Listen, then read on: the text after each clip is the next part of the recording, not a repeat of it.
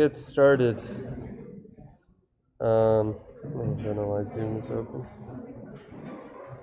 Okay. So today we will be talking about transformers. And so this is going to follow from our lecture on self-attention last week. This class we are going to put together all of these blocks and talk about the architecture that actually uses self-attention. So before we do that, some deadlines. So the project proposals are due this Friday. I hope you have all organized within your groups and are brainstorming ideas and actually writing them down at this point. So quiz 1 will be released today and will be due next Monday. It'll have 2 to 3 questions that are short answer.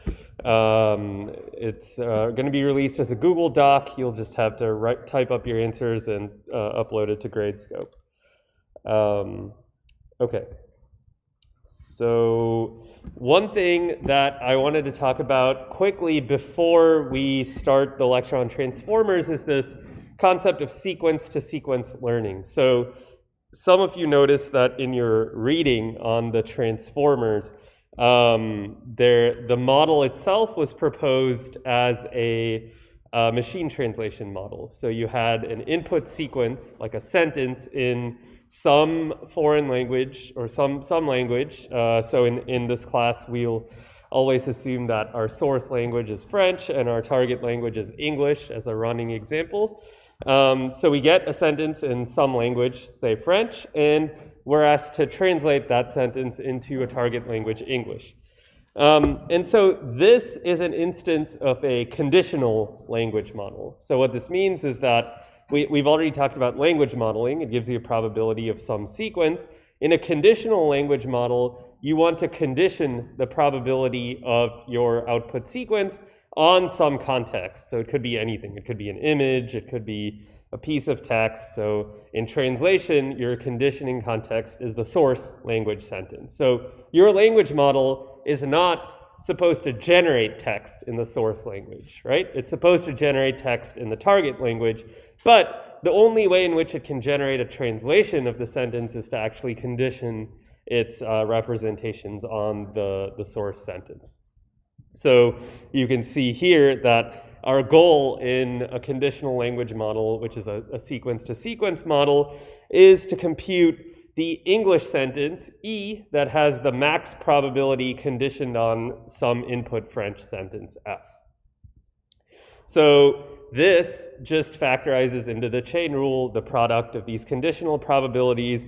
You'll note that it's basically exactly the same equation, except we are always conditioning on this context F, right? So you see that the probability of this English sentence is broken down into the probability of the first token, E sub 1, given F times the probability of E sub 2, given E sub 1 and F, and so on, right? So the only new thing is that we have some additional input F, which the model is using to condition its probability distribution on. Okay, any questions about this? So basically just the same thing as a language model, except we have some context that we don't actually want to predict, but we want to influence our predictions. So in a sequence-to-sequence network, we have 2 different models that are basically responsible for different tasks. So in our translation example, we have what's called an encoder, which is responsible for learning representations of the French sentence. And we have a decoder, which is what we've seen before. It's a language model that produces one English token at a time. The only difference is it's now conditioned on the output of the encoder, as well as the previous words that the model has already generated. So the decoder is the one that's producing the words, and the decoder is a conditional language model. The encoder is responsible for coming up with vector representations of the source sentence, the context that we don't actually want to generate. So yeah, is that clear? Any questions?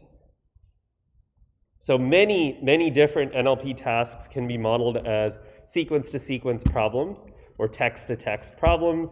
You can think about text summarization, for example, right? Your input is some big document.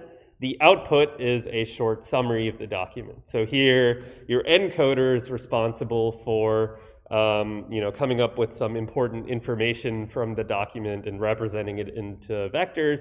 The decoder is responsible for generating the tokens of the summary conditioned on the output of the encoder. Similarly, image captioning. You could look at as an encoder-decoder problem, right? Where the encoder is responsible for coming up with a representation of the image, decoder is responsible for generating the caption. So we'll see this paradigm over and over again in this class. Lots of different things can be cast into sequence-to-sequence problems. Okay, so with that in mind, hopefully this will give you some context to understand the transformer paper and the model that we'll be talking about later today. Because one thing that is kind of confusing is that there are many different models that people in NLP commonly use the term transformer to refer to. So the original paper, the transformer is both an encoder and decoder model connected to each other. Nowadays, however, it's more common to refer to just the decoder part as a transformer. So this can be very confusing if you're learning it for the first time, so I'll try and make some effort to make it pretty clear. Okay. All right, let me switch to the iPad. How do I do this again?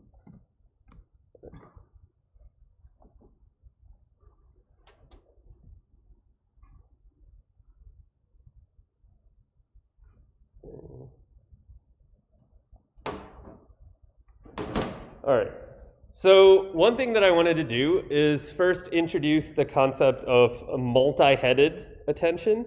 Oh, sorry, let me make this big. So last time we talked about self-attention and we talked about masked self-attention as something that we have to do in order to avoid cheating or looking ahead in the sequence, right? So let's take a look at our usual example here. So we had students opened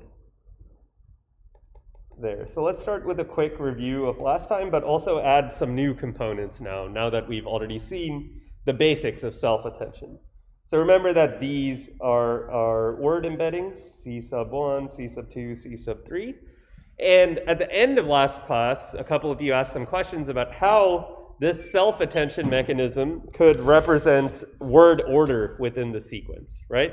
Because word order is particularly important for most language processing tasks. And the way that I introduced it in the last class, there's no real way in which the attention can keep track of word order. So the thing that people commonly do is before any sort of upper level layers are applied to this input, we first just add some position embeddings to our word embeddings. So we are going to do an element-wise addition of these position embeddings to the word embeddings, which means that the position embeddings, their dimensionality should be the same as that of the word embeddings, the C sub i's, right? So these are position embeddings. And there are many, many different ways in which people have proposed to learn these positional embeddings. So the simplest possible way is just to say, I have a vector associated with every position in my sequence from 1 to some maximum length that the model can handle. So maybe there's 512 of these learned embeddings or 1,024. And whenever I have a sequence, I'm just going to look at what position each word is in that sequence and add the corresponding position embedding to that word embedding. So for example, anytime I have the third word in a sequence, I'm always going to add P sub 3, this associated position embedding. And these position embeddings are learned by a backprop. So whatever the model's objective is, this error signal gets backpropped all the way down into the position embeddings, just like you tune the word embeddings. So we'll talk a little later in this class about the original way that position embeddings were implemented, which is not as a learned function, but rather as a static function where you have, you could imagine in the simplest case, just add some random vector that's unique for every single position and let the model decide what to do. There's something more intelligent than that than you can do. And later on in the semester, we'll talk about newer approaches to position embeddings as well. But okay, so when we perform this addition, we get now a word embedding that has some position information attached to it, right? So now, what do we do? Well, we already saw our query Q1 key. What color did I use for key screen? And value vectors.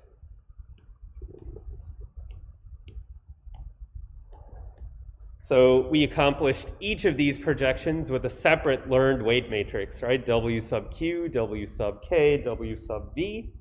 And we did the same thing for all of our positions. So we used the same weight matrix. Oops.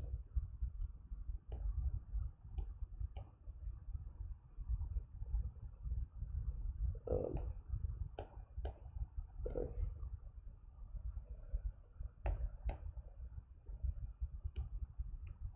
We use the same weight matrices to do these projections regardless of the position, so it's shared across positions. But of course, these vectors are all different. Actually, let me quickly update the subscripts here.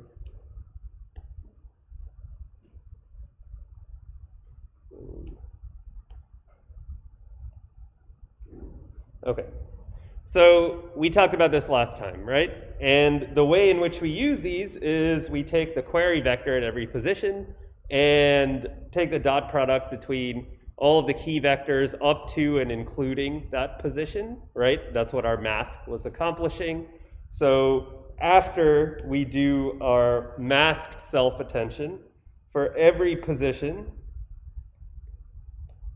we are left with some vector which we called, H, I guess, which is the value weighted average attention, weighted average of the value vectors, right? So this is what we talked about last time. The attention scores come from applying the softmax to the dot products that you get between the query and key vectors. So any confusion on this? This is a review of what we talked about in the last class. I'm just not going over all of the equations. So now there are a couple of things that the transformer does on top of this. So first, once you get this H, we are not just going to immediately stack another layer on top of this, but we're going to apply a feed-forward layer. And so what a feed-forward layer is, again, is just some projection followed by a nonlinearity of this H vector. So this is a good way of getting a lot of additional parameters into my model. So in general, the more parameters my model has, the better it'll be able to scale to much bigger data sets. And the way in which we can make this feed-forward layer even bigger is to multiply the number of attention heads that we actually have. So one way to do this. There are also many intuitive reasons why you might want to have multiple attention heads. But first of all, let's just take a step back and think about what it means to have multiple attention computations going on in the same layer. So what this essentially means is that in addition to having these Q1, K1, and V1, which we can think of as just a single attention head, I can do the following, where I'm going to subscript or superscript each of these heads each of these projections with a 1 here. So this indicates that this is query vector for the first position with the first head. And now I can compute, this is going to get quite messy, but let's see if I can do it. I can do another projection here. Whoops.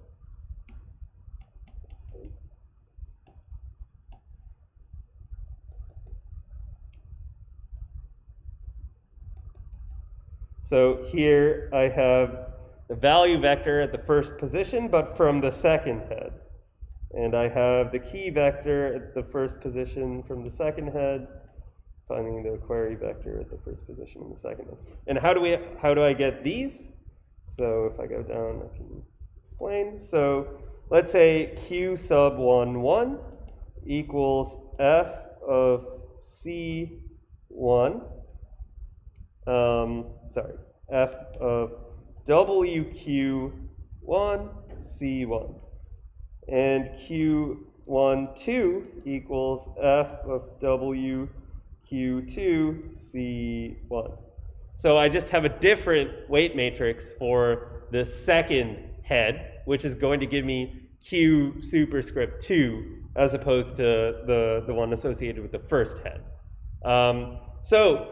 With this kind of formulation, I can add as many heads as I want, right? I can have 8 different heads, where each query vector associated with a head is computed by taking this feed-forward layer with a different query projection matrix. So I could have 8 different projection matrices.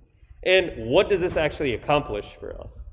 This intuitively means that I have 8 different sets of query vectors, 8 different sets of key vectors, and each of these heads can kind of look for different linguistic information that might be useful in predicting the next word, right? Maybe one query vector focuses on the subject of the sentence, one focuses on the last verb, one focuses on something that happened very far away from the current sentence. One focuses on the very last word, so very local information. There are many different things that these heads can focus on, and so one intuition behind having multiple heads is that you allow the model to focus on different things and then integrate all that information before propagating it to the next layer. So basically, if I wanted to have n heads, I would, and this is of course the same with the key vectors, it's the same with the value vectors, I just switch the different weight matrix. So you can see that here, every time I want to add a new head, I have to have a new query key and value projection matrix associated with that new head.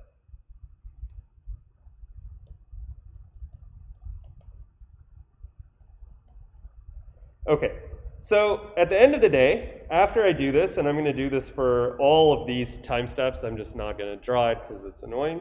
I'm going to get a bunch of these vectors, right? I'm going to get a bunch of these attention weighted average of the value vectors, right? So I'm going to get this at this time step, I'm going to get it at this time step, all these different vectors. So what do I actually do here now that I have the output of n different attention heads? So in the transformer, what happens is I'm going to concatenate all of these together. So I'll use a different color for this. Oh, that was really bad. Okay.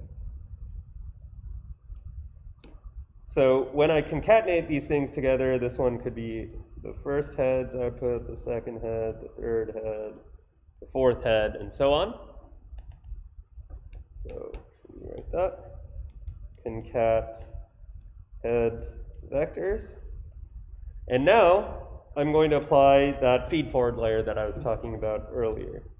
So I get a vector that is now the dimensionality of my original C sub 1. And let's call this Z sub 1. So Z sub 1 equals F of W, let's call it X.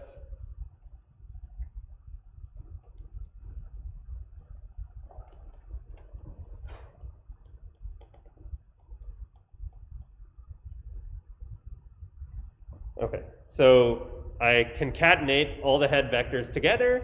I pass them through a feed-forward layer to reduce the dimensionality of the concatenated vector, which could be quite large, right? I've concatenated n different vectors together to get this brown vector here. And I basically just reduce the dimensionality with this feed-forward layer at the top.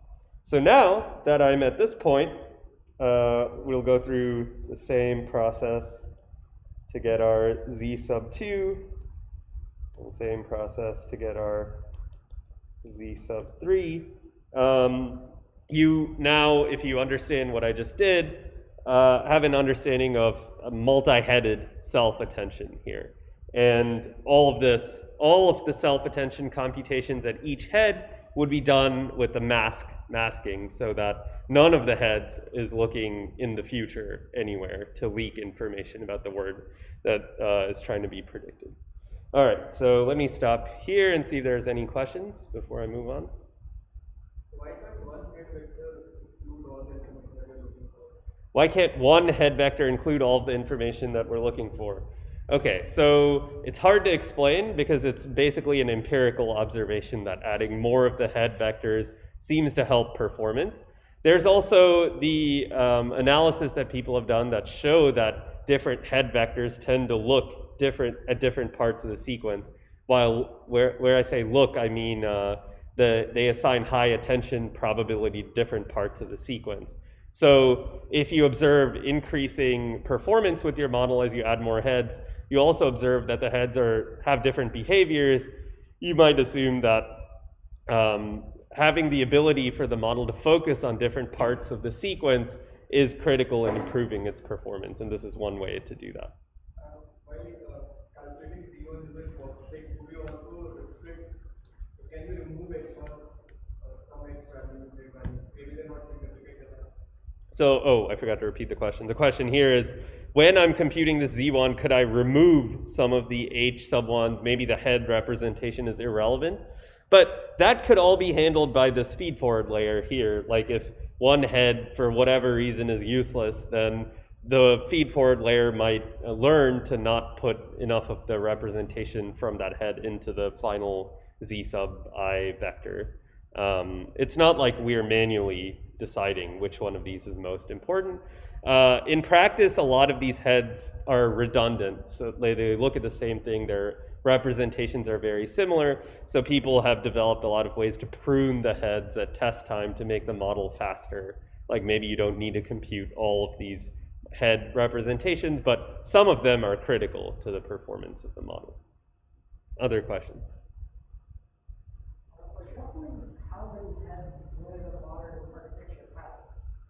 How many heads would a modern architecture have is the number is just increasing as every new model is released. I think the biggest language models now, like GPT-3 or whatever the biggest one is, have like hundreds of heads per layer. So it's a lot. Regarding the positional embeddings, why do we have to have them at the same dimensionality as the word embedding? Can we get away with lesser dimension for the positional embedding? So the question is, why do we need the position embeddings to have the same dimensionality as the word embeddings? We could get away with a different dimensionality. We just have to choose a different composition function. So adding is, of course, pretty straightforward. If we wanted to have a smaller one, perhaps we could concatenate and do a feed-forward layer or something else. But yeah, I mean, there's no reason. People have tried many different approaches, but mostly they have some way of obtaining a vector, which they then add to the word embeddings in the input. To ensure that all the heads perform differently, when we add, can we have some incentive in the loss function? Yeah, that's a good question. So the question is, can we somehow incentivize each of the heads to have different behavior? So you can certainly add some sort of regularization on the attention distributions to encourage them to be very different from each other. However, on the other hand, sometimes it is kind of desirable for whatever reason to have redundancy in the head representations. It's very unclear once you stack a bunch of these layers on top of each other whether you can really interpret the attention distribution in any meaningful way. So we'll talk about this later in the semester, like analyzing the attention distributions, why it could be misleading potentially. In the large-scale models people are training today, no one really regularizes their attention heads like this, like you suggest. People do use things like sparse attention and so on to make their models more efficient, so we'll talk about all of that later on. All right, let me check on YouTube. Oh, God, okay. AI is all about if-else statements, change my mind. Nope, not going to do that. Where is the ordinality in the position embedding? So the position embeddings are all learned, and the idea is that the model will learn, like if, especially for very local differences, right? The model is going to need to know, for example, that the word in position 3 didn't come at position 2. That could be a huge change that changes the predictive ability of the model. So the signal that is coming from the objective function of predicting the next word is strong enough that the model will just learn the ordinality itself. And you can analyze the learned position embeddings to see this. Are the hidden layers of the same dimensionality as the embedding vectors, say 512? That's a good question. I think it depends on the what the hyperparameters of the model is. Sometimes the word embeddings are smaller, but then they're projected up through the first feed-forward layer to the dimensionality of the hidden states. In our example, we just made everything the same for sake of explanation, but that's really just a hyperparameter decision. Same question with the z. Yeah, these are all hyperparameters. So ideally what you want is the output of one layer is going to be the same dimensionality as the output of all future layers. So you can, and this will be important when we talk about the residual connections that are in transformers as well. Is Wx the same weight matrix for all of the z sub i's? Yes, it's the same regardless of the position. But it differs layer to layer. So we'll talk next about stacking layers in the transformer. How do we calculate the position embeddings? So as I've written it here, these are learned. They're randomly initialized and then learned. You could also use some fixed function to give you the word embedding, the position embeddings, or many different approaches. We will get into those later in the semester. Okay, so let me go back to, whoops, this. And now I want to talk about the how we actually make this model deep. So right now I've talked about just a single layer, and also in the last class we talked about a single layer. And first, let's note that in order to predict the next word, right, what we talked about in the last class was I will put a softmax layer over this z vector to predict the next word. However, I'm limited if this is all I do because I just have one layer of computation, and it's only so many parameters I can squeeze into this, right? I can obviously increase the dimensionality of my embeddings and my hidden state and so on, each head representation. But it's always better to have more depth rather than adding more parameters and having like wider layers. So how do we make the transformer deep?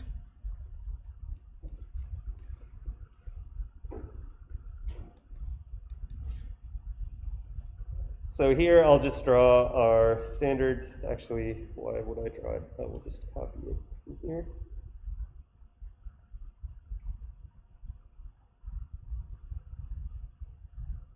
So let's say this is our input.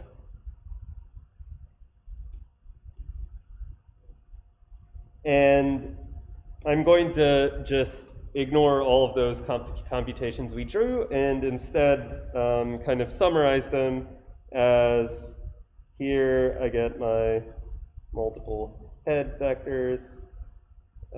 Here I concatenate them into that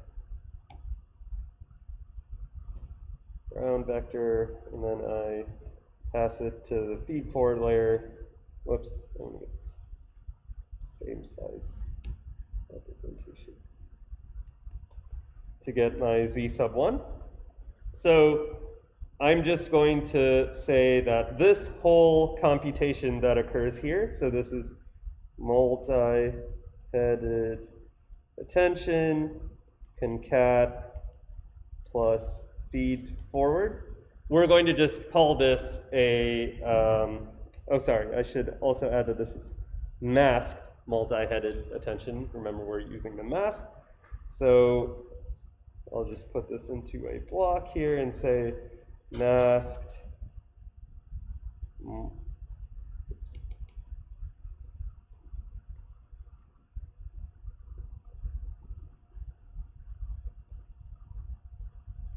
Will give us our z sub i's, right? So this one, similarly, I'll get a z sub 3. And so in practice, when we are drawing out these diagrams, you might have something like this, or even simpler, we'll just omit all of these intermediate computations here and say something like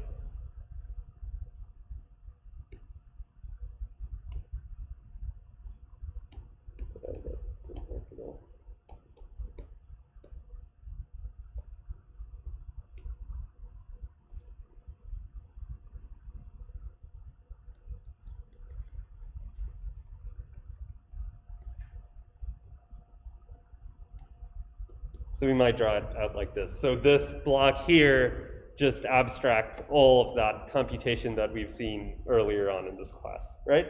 So here, z sub 1 is the output of this whole process, and the only thing that all of the heads involved in z sub 1 can attend to is the key vector of k1, right? It's masked, so it cannot attend over any of the future positions. So now, given this, what I'm going to do is first apply a residual connection. So that means I'm going to take whatever was in the input to this layer, and I'm going to add it to the output of the layer. So basically, I'm going to add this c sub 1, add the c sub 2 to z sub 2, and add the c sub 3 to z sub 3. And one of the reasons why you do this is to improve the gradient flow in the model. So here, every layer is partly the output of this self-attention computation, but also is directly connected to the input of the layer. So the gradient flows, if you're doing backprop, some portion of it goes through here. How do I want to do this? So some portion of the gradient will go through the self-attention block and then go through the c sub 1.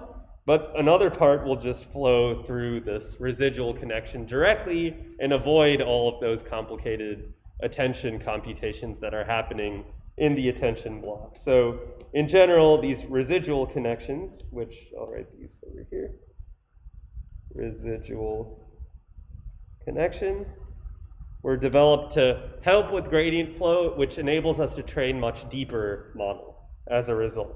So once I apply this residual connection, the next step is to do another layer of masked self-attention. And so here, the next thing I get is, and maybe I can superscript these layers here. So now this means this is the z sub 1 at the first layer, this is the z sub 1 at the second layer.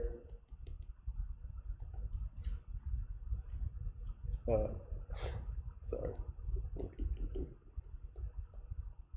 So something like this, right?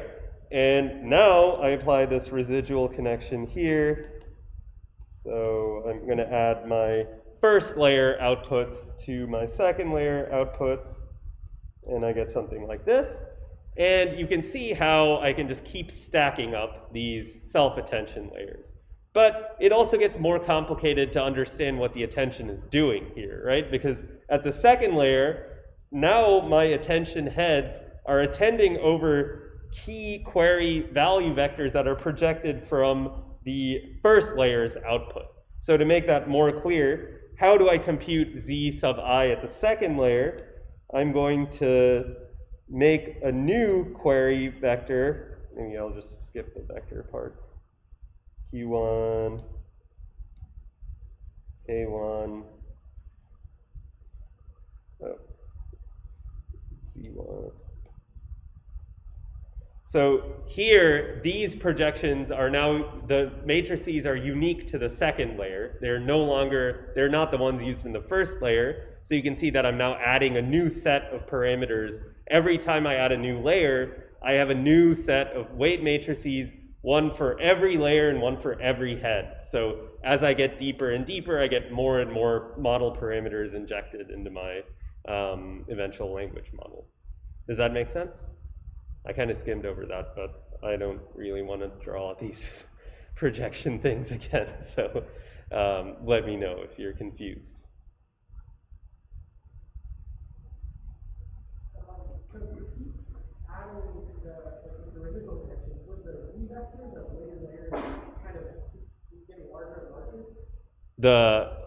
So the question is, would the z vectors be getting larger? You mean in terms of magnitude as you go up? Well, like it seems like you take your word vector, right, and you add them to the first layer z vector, right? And then you add that again to the second layer, so you keep kind of adding. Right. Does that cause it to grow? Like, should it normalize it all? So there's no explicit normalization done, but remember that the z vectors themselves are subject to these nonlinearities and this feed forward layer and all sorts of things. And you know, the range of each z sub I in a particular layer may differ, but there's generally not an issue with anything exploding. Also, remember at the end, we're going to pass this through a softmax layer, so regardless of whether it's huge or not, it will get squashed into a probability distribution at the end of the day. Other questions? Let's see on, okay, none on YouTube. So, okay. So we basically stack up as many of these layers as we want, and then finally, so I'll just write, you know, ... I get my z sub 1 n. Oh, I used n for number of heads, right? Let's say L. So L is the maximum number of layers that I decide to have in my model. Z sub 2L, Z sub 3L. So now remember that this sentence students open there. So given this, I'm going to out of colors, okay. Predict opened, and remember when I say predict opened, I mean put a softmax layer over this representation, predict the word opened. Here I'm going to predict there, and here I'm going to predict books. So at the very top of my network, after I've computed L different layers of this masked self-attention, followed by the concatenation and the feed-forward layer, I've done this L times. Finally, I'm left with these final layer token-level representations. So we're going to call these our final layer token level representations. So you'll hear me refer to this quite a bit in this semester. This is the output of L different layers of masked self-attention. This is the final, like, most powerful representation of each token that we have. And from these, we're going to predict the next word using a softmax layer. So there's a lot more tricks in the transformer that we'll cover on the slides, but these are the main components of just the decoder of the transformer. So this is the language model responsible for predicting words. And note that if you combine this with the masking stuff that we talked about in the last class, we can accomplish all of these operations across all time steps in parallel, right? So we can compute the representations at every layer. So all these intermediate z's, we can compute in parallel for all time steps using masked self-attention. And once we compute layer 1, we can then compute layer 2's representations in parallel, then layer 3's, then layer 4's, all the way up to the top layer. So really, by removing the recurrence in the RNN and replacing it with this masked self-attention, we have allowed our training process to be way more efficient. So one question then is, at training time, this model can be parallel over all of the time steps. At test time, however, it can't be. Can someone explain why at test time I actually need to go token by token, position by position if I'm generating a new sequence?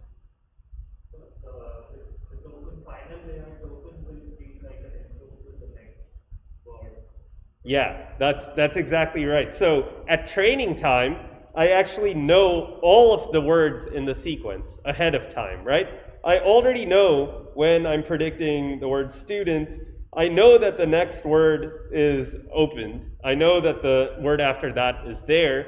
Even though my masked attention I'm forcing not to look at these words, I know for a fact that I know the ground truth words that come in the future, so that enables me to use this masking technique to parallelize all these operations. At test time, the key difference is I don't actually know what comes next, right? My model has not seen it before, and so that means I need to actually do these computations at every position, compute the prediction of the next word, then feed the next word into the model, the one that the model predicted, and then use that to compute the prediction of the next word, and so on. So at test time, this thing is not actually any faster than a recurrent neural network. They're both bounded by, they have to go one word at a time, generating and processing one word at a time. At training time, the transformer is significantly faster because of the way in which we can parallelize it. Okay, any questions?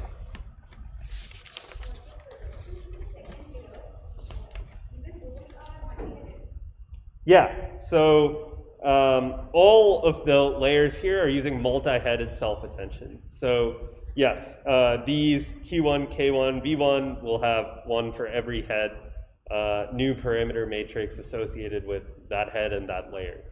So maybe I'll write that out to be more clear.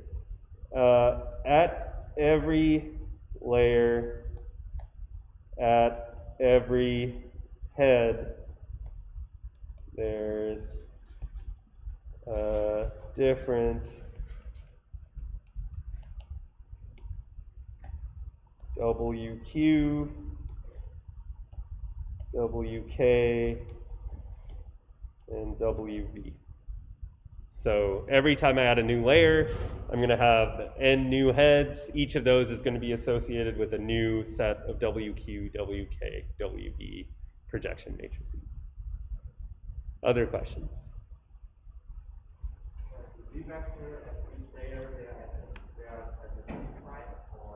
Yeah, the Z vectors at each layer are the same size. So that is, it can vary. So the C could be smaller and be projected and dealt with separately.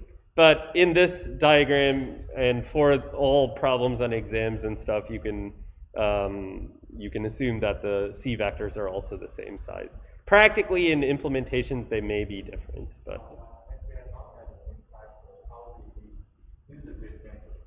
Yeah, so that's what I said. If they're not at the same size, you have to first do some projection. So have a feed-forward layer after you apply these position embeddings to project them into the hidden dimensionality of the same size as the other Z's, and then you can do it.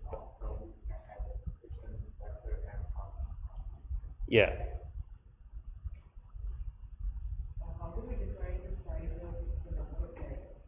So the question is, how do we decide the number of heads per layer? This is just a hyperparameter, so you have to try a bunch of different things and see which of the configurations gave you the highest performance. So you can see some of these experiments in the transformer paper. They tried many different combinations of layer size and number of heads and picked one that worked best. One thing that's hard though is that these models are extremely expensive to train, so you can't just try like every possible combination. At some point, you just have to try some reasonable values and then see what works best. Yeah.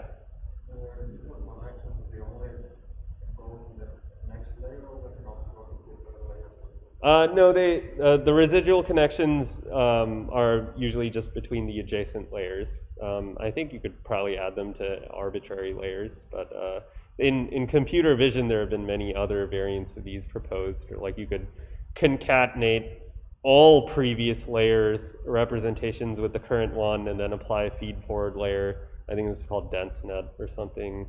But in the transformer, we just use these simple ones. Okay, so let's see here. Is transfer learning used extensively given their long training time? Yeah, so on Wednesday we will talk about transfer learning using these kinds of models. So I'll leave that for then. What is a typical size used for the embeddings? Again, this is difficult to answer because it keeps increasing as we get more and more models. It is basically just a function of the amount of GPU memory you have available and so on, or TPU. In this case, you might expect in the thousands for the dimensionality of the model or in the embeddings. Is there a limit on the length of the sequences when training? Yes, there is.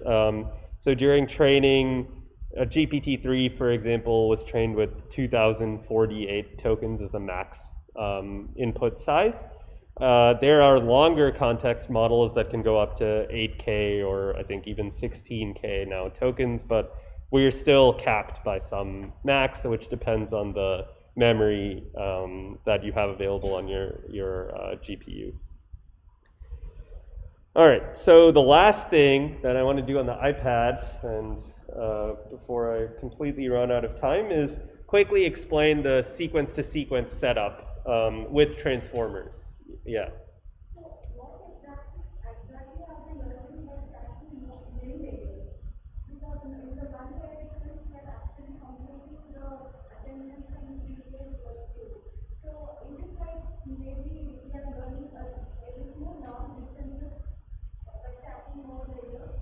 Yes, the question is, what exactly do we gain by stacking more layers? Are we able to process longer sequences by stacking more layers? So for the latter point, if your attention was constrained to say only focus on the last K tokens, then by stacking the attention, you would be increasing the effective window size of the model, so it could theoretically process longer and longer sequences. However, the way that we've described the attention now, at any layer, it could attend to any position, even the ones very far back. So that's not really an explanation of why we stack the layers. The more generic and uninteresting explanation is that stacking more layers gives us more opportunities to add parameters into the model, and it allows the model to better capture these highly complex nonlinear interactions from the data. It's hard to be more specific than that. Yeah, I mean, also there have been several papers that show that these models have incredible capacity to memorize things that they've seen in their training data, like names or facts and stuff like that. So all of those things are encoded somewhere in the weights of this model. And you know, by giving it more weights, you effectively are increasing its capacity to memorize things from the training data. But yeah, it's still kind of unknown how the model is actually storing this or how it can retrieve the relevant knowledge and so on. This is a case where the models in practice, their abilities far outstrip the theory that we have to explain them. Okay, so let's start talking about sequence-to-sequence models.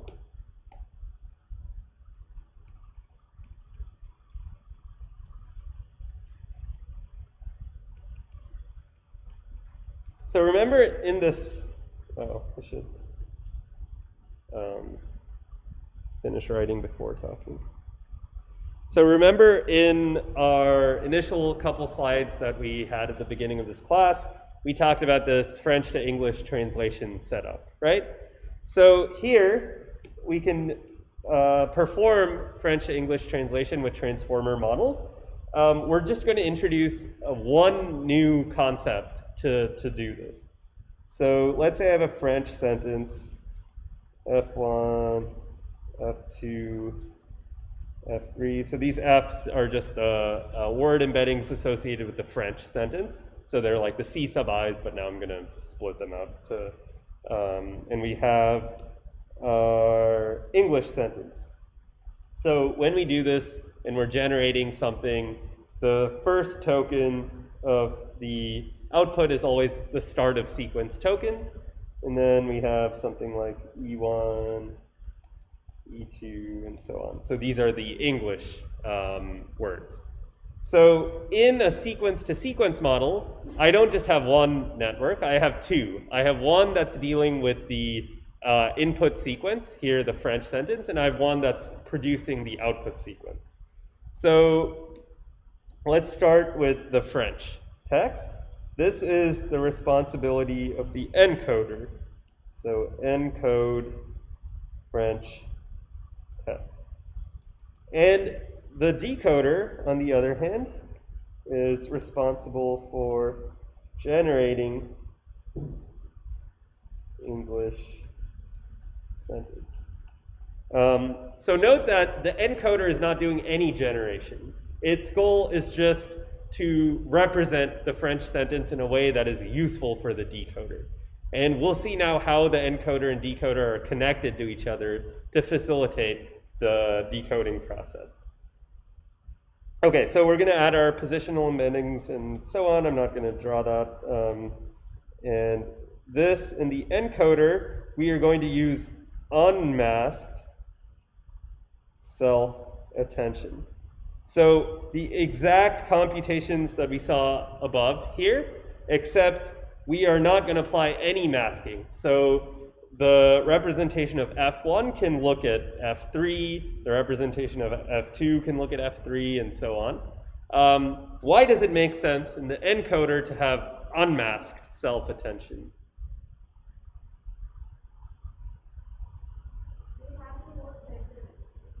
Yeah, you have the whole sentence, right? Exactly. So in machine translation, you are always given a full sentence, right? And you're asked to translate it. So the encoder is responsible for representing the full sentence. It's not responsible for generating anything in French, right? So there's no reason for us to do masking. Our goal is not to predict the next word in the encoder. We'll see what the goal is in a second. But so a common notation that you'll see even in the transformer paper is instead of draw the stacked layers, we'll just say XL or something, which means we're going to stack this L times. And then at the end of the day, we're going to get these Z vectors, which correspond to the final layer token level representations of the encoder.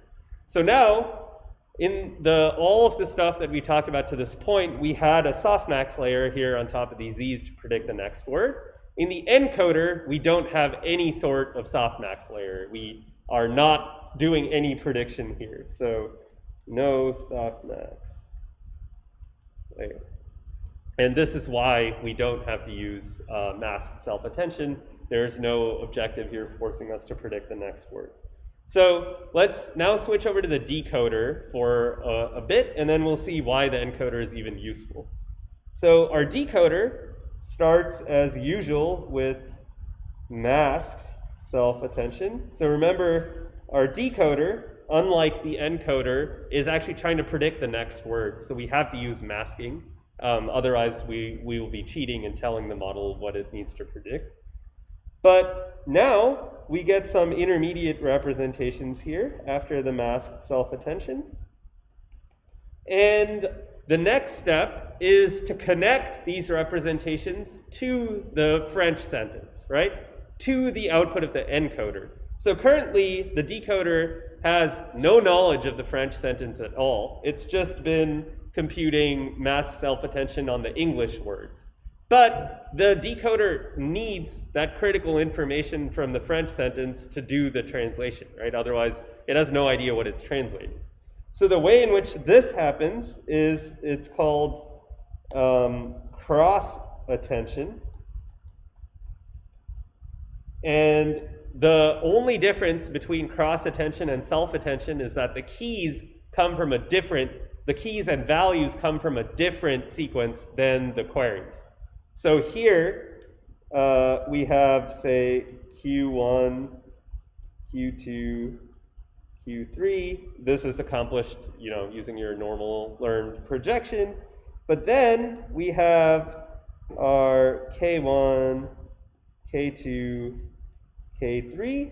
And then to do the cross attention, we're going to compute the dot product between the query and all of the keys that are coming from the encoder's final layer representations projected into a key space. So we also have our value vectors are coming from the same vector, the same Z vectors, the final layer of the encoder. And this cross attention is the only way in which the decoder and the encoder are tied to each other. So first you do some self-attention on the English, then you take the resulting representations, you do cross-attention on the French, then you do some feed-forward layers, and so on. You do a feed-forward layer, and all of these things have multiple heads. The cross-attention has multiple heads, self-attention has multiple heads. Eventually you'll get your decoder side final layer token level representations, which here now we're going to use to predict the next word, predict E1, predict E2, and predict E3. But the important part here is that we have two types of attention in the decoder. We have masked self-attention and we have cross-attention. And cross-attention is not masked, right? So cross-attention, the keys and values are coming from the French sentence, which we already have full access to. We're not trying to predict it, so it's completely unmasked. All right, so questions about this? Yes?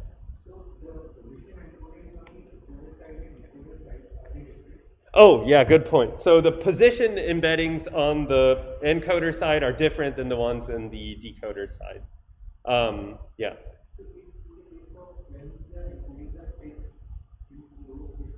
In those cases, they're the same, yeah.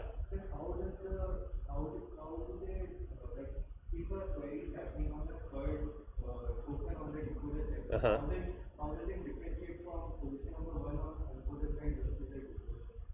So the question is, if we are, say, at the third position on the decoder side and we're doing cross-attention, how does the model know that the thing that it's attending to in the encoder side is also at the third position? Is that right?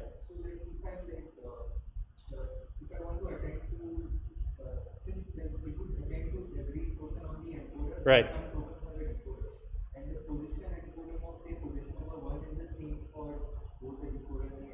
Right. I mean, even if the position encoding is the same, note that we're going through different nonlinear transformations that are all different on the decoder side and the encoder side. So it's not as simple as just saying, oh, the position embeddings are the same, so the model might have a hard time distinguishing things. The representations at higher up layers don't have any clear component that is specific to position. It's distributed all throughout that vector. So the model just has to learn to do the position mapping itself, which it does. Sure. So because of the past self-attention, like in a way we are like training very fastly because we can parallel the training. But is it somehow restricting the representation power of the decoder because the token representation for any word is not looking at the word for quiz, right? You can decode in the seventh word, still in the second word, looks like only word quiz. So the question is, let's take your example. If I'm at the 7th word of the decoder, so I'm predicting the 8th word, am I restricted because my representation of the 2nd word only looked at the representation of the 1st word? Is that what you're saying? Well, remember that at the 7th position, I now have the ability to look at all of the previous vectors, so 1, 2, 3, 4, 5, 6, 7. So just because the 2nd layer doesn't have access to anything that came before it, doesn't mean that I don't get any information from the subsequent words. And especially as you stack up these layers, right, the representations will contain different information at every layer. So I can have quite an expressive representation. Yeah. We'll also talk about bidirectional language models and masked language modeling, which doesn't have this issue at all. Okay, other questions? Yeah. Regarding the communication between the decoder and the encoder, does it only happen with the final level token representation of the encoder and the first transformer block of the decoder? Oh, okay. So the question is, does this cross attention only happen where the keys and values come from the final layer of the encoder, and does it only happen at the first layer of the decoder? So the first part is correct. The keys and the values for the cross attention will always come from the final layer of the encoder, but the queries will change depending on the layer of the model. So this cross attention happens at every layer of the decoder, not just the first layer. There have been works that try to use the intermediate layers of the encoder as well as cross attention targets, but in general we just use the final layer ones, and that seems to work well. Okay, yes.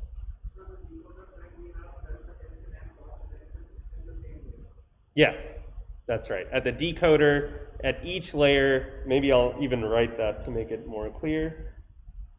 In a decoder block. So in general, when we're talking about transformers, when we refer to layer, like stacking layers, what we actually mean is a block, one of these computation blocks. So in an encoder, the block consists of just this unmasked self-attention followed by the concatenation and the feed-forward layer. At the decoder, it consists of masked self-attention followed by the concat feed-forward, followed by the cross-attention, followed by the concat and feed-forward. So these are called blocks, and in a decoder block,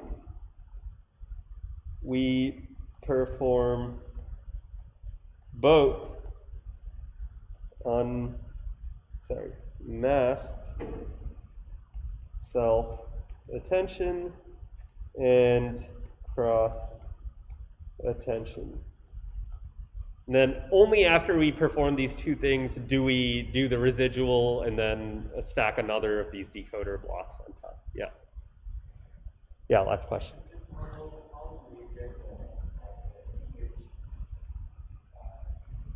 Oh, how do we get the English input? So here we have, after we stack as many decoder blocks as we want, the end of the day, we get some token level vectors, one for every token. We apply the softmax layer in the decoder, where the vocabulary is all of the English words in our vocabulary. And we do the prediction just like we would in a normal language model.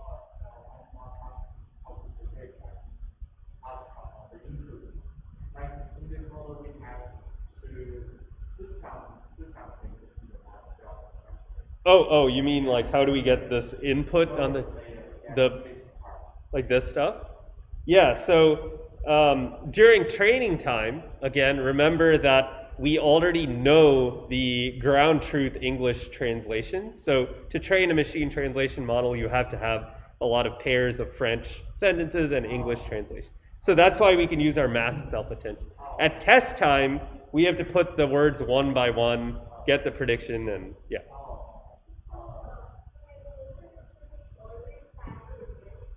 Sorry, what?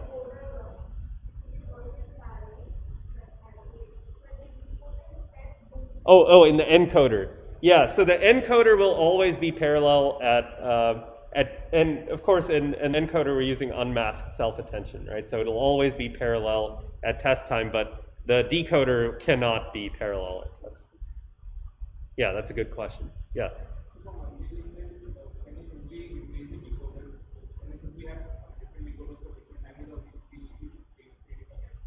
Oh, that's a good question. So let's say you wanted to have a machine translation system that could go from any language to any other language. What do you do? Is that the essence of your question? Yeah, so there are many different approaches which we'll talk about in a whole lecture in this class later in the semester. But yeah, the thing that people used to do was train a separate encoder decoder for every language pair. But of course, that's kind of a waste, right? You might want a single encoder and decoder that are capable of handling multiple different languages.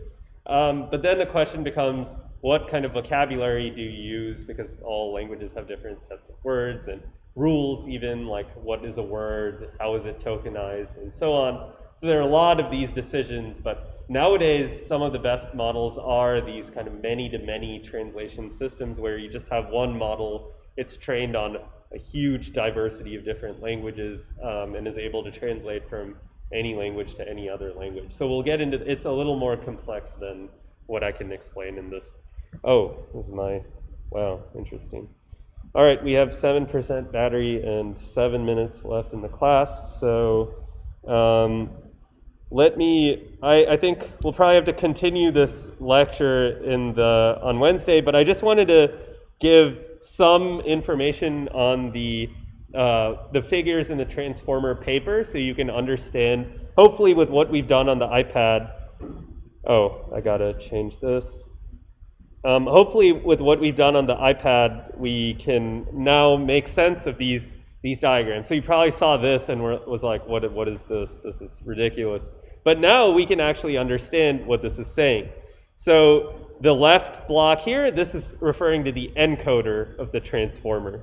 So here you have your input embedding, you add the positional encoding, and you perform unmasked multi-headed attention. And then you have your concatenation, your feed-forward layer. We'll talk about this norm thing in the next class, but this add is a residual connection, which we saw. And you see we stack this n times. So we stack this encoder block n times. And now we look at the decoder. So we have our outputs here, and we apply masked multi-headed attention because this is a decoder, it's trying to predict these words. Now we apply our cross attention, which is unmasked multi-headed attention where the keys and values, you can see this connection here, they are coming from the top layer of the encoder. And we do another feed forward, and then finally we stack this thing n times, and we have our softmax layer to predict the words in the target language. So these n and n here, they're shown to be the same in the original transformer paper. They could be very different, as we'll see later on in the semester. Yeah, hopefully after this class you can make sense of this figure and make sense of the paper as well. I will just continue with these slides starting on Wednesday. So let's end here before my laptop completely dies.